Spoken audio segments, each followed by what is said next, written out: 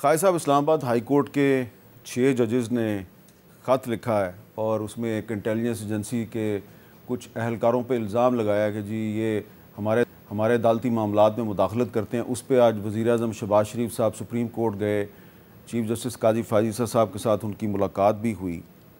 क्योंकि आप वज़ीर दफ़ा हैं तो आपसे सवाल मेरा ये है कि जब इस तरह का कोई वाक़या होता है और शिकायत आती है ऐसे अफराद के बारे में जो कि मिनिस्ट्री ऑफ डिफेंस के मतहत आते हैं, क्योंकि आर्टिकल 243 के तहत जो अफवाज पाकिस्तान है वो फेडरल गवर्नमेंट का मतहत अदारा है, और जो जजेज़ ने इल्ज़ाम लगाया वो आर्टिकल 244 की खिलाफ वर्जी है जो वो हलफ उठाते हैं। तो इसमें जो मिनिस्ट्री ऑफ डिफेंस है उसने अगर कार्रवाई करनी हो तो कैसे कार्रवाई होती है? देखिए, ये मीर साहब बुनियादी तौर पे ये मसला जिस तरह आपने कहा है कि प्राइम मिनिस्टर की मुलाकात भी हुई है, उसमें जो मेरी इत्तला है कि प्राइम मिनिस्टर ने एश्योर करवाया है जुडिशरी को कि हम इस सिलसिले में जो भी आपको मदद दरकार होगी, गवर्नमेंट जो है यानी एग्जीक्यूटिव जो है वो जो है आपको इसमें असिस्ट करेगी और पूरे तावन का और अच्छी मीटिंग होगी है मेरे इत्तला के मुताबिक। लेकिन मैं क्योंकि मामला जो हैं अभी जो है ज़रा थोड़े से फ्रेश हैं, सेटल नहीं हुए, अल्लाह करे एमिकेबली सेटल हो जाए, अगर उनकी कोई शिकायत है वो दूर हो जाए जुडिशरी की। और लेकिन आपको पता है कि जो फ़ौज के जो हाज़िर सर्विस हज़रात होते हैं उनका एक प्रोसेस है, और उस प्रोसेस से डेफिनेटली अगर कोई शिकायत आई है तो अगर इसके ऊपर शिकायत को परसू किया गया तो फिर उस सारे प्रोसेस को फॉलो किया जाएगा। उसके अलावा तो कोई चीज़ नहीं की जा सकती। और एज़ चीफ़ एग्जेक्टिव मियाँ शहबाज शरीफ ने श्योर करवाया है कि हम जो है पूरा तावन करेंगे जुडिशरी के, और जुडिशरी को हम जो है ना लेट डाउन नहीं होने देंगे जो है अगर कोई ऐसी बात है तो ये इस पे बात का जो है जो मैं कहता हूँ एक ख़ात्मा या इख्तिताम हुआ है।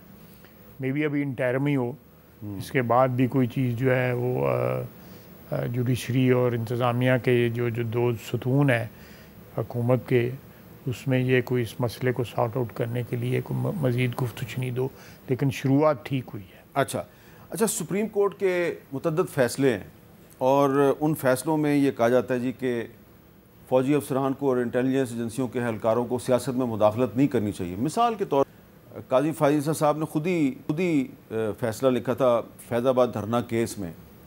अच्छा, उसमें जो लोग मुलव्वस थे वो तो अब रिटायर हो गए हुए हैं, लेकिन वो रिटायर्ड अफसरान के ख़िलाफ़ भी कार्रवाई नहीं होती।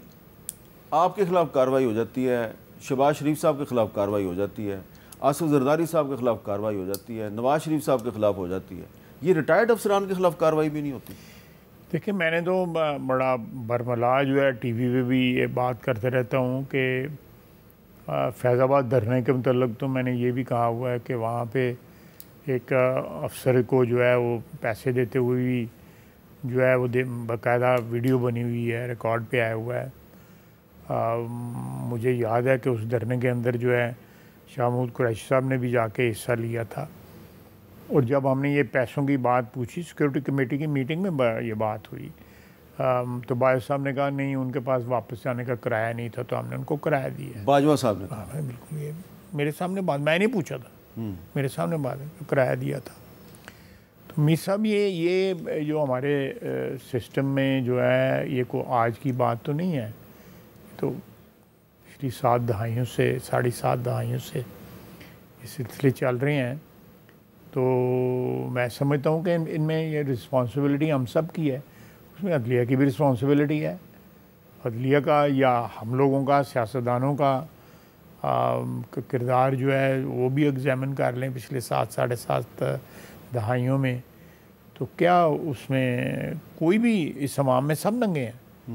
कोई नहीं कह सकता, कोई भी इंस्टीट्यूशन जो है या कोई भी अदारा जो है वो अपने आप को कोई इन सारी जो इस वक्त जो हालात बने हुए हैं उसकी जो ज़िम्मेदारी से अपने आप को जो है एग्जनरेट तो नहीं कर सकता। जो है आप भी मेरे साथ एग्री करेंगे इसके ऊपर। मैं आपसे एग्री करता हूँ, लेकिन इसमें सवाल ये बनता है कि सियासतदान जो हैं उनको गलतियों से सबक सीखना चाहिए, लेकिन आप ये नहीं समझते कि गलतियों से सबक नहीं सीखा गया और सियासतदान खुद ही फ़ौज को सियासत में मुदाखलत के लिए उकसाते हैं और उसको एक सियासी किरदार अदा करने पे माइल करते हैं। जैसा कि मिसाल के तौर पे 2019 में 3 बड़ी पार्टियां, आपकी पाकिस्तान मुस्लिम लीग नून, पाकिस्तान पीपल्स पार्टी और तहरीक इंसाफ, तीनों ने मिल के उस वक्त के आर्मी चीफ जनरल बाजवा को एक्सटेंशन दी और एक्सटेंशन से पहले बाकायदा बैकडोर चैनल से बातचीत होती रही। तो क्या ये कम से कम 3 बड़ी पार्टियां रिस्पॉन्सिबल नहीं हैं कि इन्होंने, आप मानते हैं आइंदा नहीं होना चाहिए? बिल्कुल, ये मैं इस बात को कोई इन्हीं पार्टियों को मिलके, ठीक है ना, हम तो शहबाज शरीफ तो बार बार कह रहा है, बैठ के बात करते हैं, तो यही प्रॉब्लम है और बहुत सी प्रॉब्लम है जिनके ऊपर कंसेंसस जो है पॉलिटिशियंस का होना चाहिए। और मेरा ख्याल है अगर पॉलिटिशियंस का कंसेंसस हो जाता है तो बाकी इदारों को क्या एतराज़ है? नहीं होगा एतराज़, किसको, अदलिया को भी नहीं होगा, इस्टेब्लिशमेंट को भी नहीं होगा। क्योंकि अगर सियासी जमातों के साथ फ़ौजी अफसरान की बैक चैनल से गुफ्तगू बंद हो जाएगी तो उन फ़ौजी अफसरान को फिर ये जुर्रत नहीं होगी कि वो बैक चैनल से हाई कोर्ट और सुप्रीम कोर्ट के जजों के साथ भी बातचीत करें। देखिए, मैं हाई कोर्ट या सुप्रीम कोर्ट के जजों का तो आप चले जाए ना, जस्टिस मुनीर के वक्त चले जाए, वो भी तो किसी के कहने पे इन्वेंट हुआ था ना, क्योंकि बाद में वो अयूब खान का वजीर कानून बन गया था ना। जी, ईजाद, वो उससे तो बिल्कुल साबित हो गया ना कि बंदा रलिया सी। मैं और रलन वाली जो मुहावरा पंजाबी का नहीं मैं करना चाहता जड़ा है, तो वो उसने तो यहाँ तक अपनी किताब में फ्रॉम जना टू ज़िया में उसने यहाँ तक इतराफ़ किया हुआ है कि मैंने जनरल अयूब खान के कहने पे बंगाली मेंबरान असम्बली के साथ बाकायदा बातचीत की कि यार हमारी जान छोड़ो। ये बात है 62 की, 62 की बात है। हाँ बिल्कुल, 62 की पाकिस्तान 71 में टूटता है। वो उसने कहा कि जाके नेगोशिएटर इनसे जान छुड़ाओ।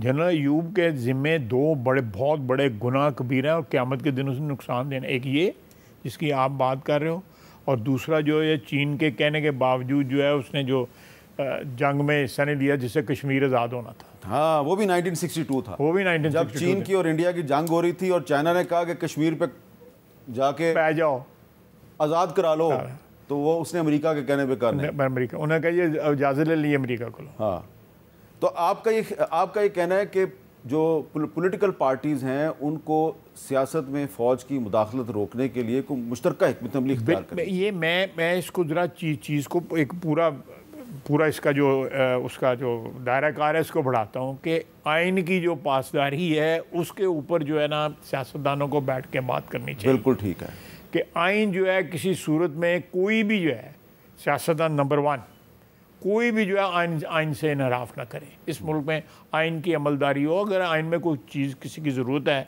तो बैठ के जो है अमेंडमेंट कर लें, सियासतदान बैठ के अमेंडमेंट कर लें, पार्लियामेंट में अमेंडमेंट कर लें। तो इसमें तो मैं सियासतदानों को मुर्द इल्ज़ाम नंबर 1 ठहराता हूँ। अच्छा, बिल्कुल।